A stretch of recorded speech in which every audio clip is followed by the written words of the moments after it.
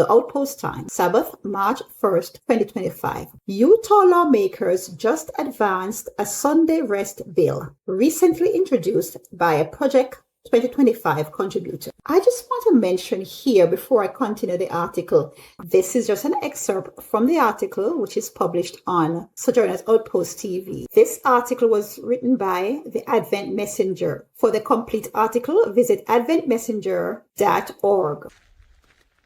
Welcome to Sojourner's Outpost TV. I'm Pauline. Soon the Sunday laws will be enforced, and men in positions of trust will be embittered against the little handful of God's commandment-keeping people. 4 Manuscript Release, page 278, 1909. Utah lawmakers just advanced a Sunday rest bill, recently introduced by a Project 2025 contributor. Back in January, we published an article about how Ken Ivory, a Republican member of the Utah House of Representatives and a contributor author for the Project 2025 handbook, introduced a bill, HB 441, into the state legislature that would mandate time off on Sundays for rest and worship.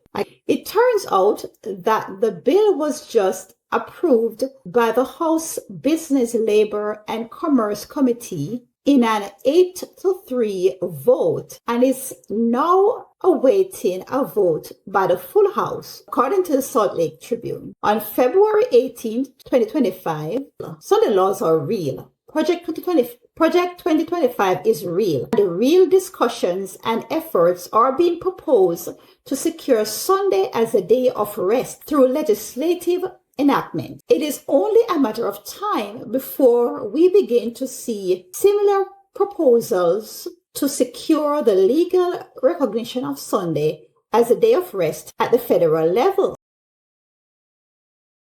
Soon the Sunday laws will be enforced, and men in positions of trust will be embittered against the little handful of God's commandment-keeping people. 4 Manuscript Release, page 278, 1909. The prophecy of Revelation 13 declares that the power represented by the beast with lamb-like horns shall cause, quote, the earth and them that dwell therein, unquote, to worship the papacy. They're symbolized by the beast, quote, like unto a leopard, unquote.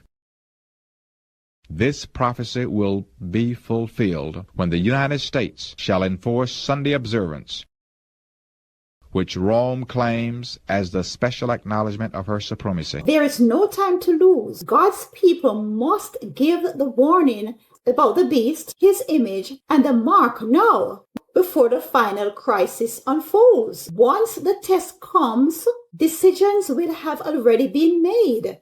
And if we remain quiet, many souls will be unprepared. The warning must go out while the hearts are still open to truth. Truly, our world is moving towards the fulfillment of prophecy, and events are setting the stage for the enforcement of laws that will challenge the commandment of God. Great Controversy 609, paragraph 1.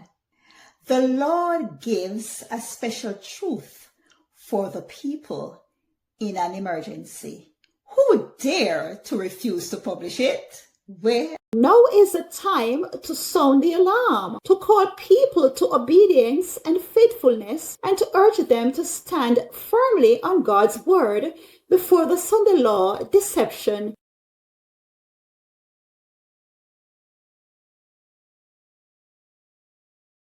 Fuck divinely inspired books and come along.